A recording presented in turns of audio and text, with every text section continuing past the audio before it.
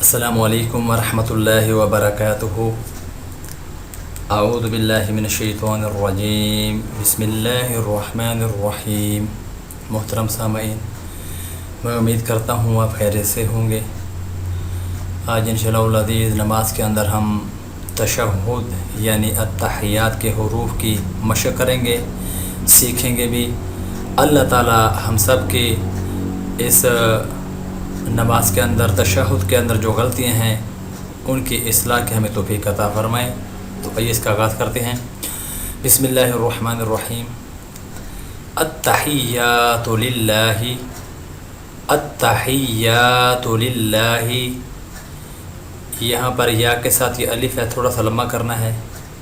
التحیات نہیں کہنا، التحیات للہ والصلوات والصلوات والطیبات والطیبات السلام علیک، السلام علیک ایہا النبی، ایہا النبی ورحمۃ اللہ، ورحمۃ اللہ وبرکاتہ، وبرکاتہ السلام علینا، السلام علینا وعلی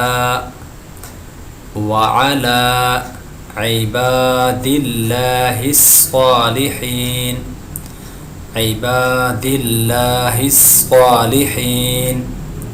اشہد اللہ الہ، نون نہیں پڑھنی یہاں پر، اشہد اللہ الہ الا اللہ، الا اللہ واشہد ان، واشہد ان محمدا، محمدا عبدہ ورسولہ، عبدہ ورسولہ۔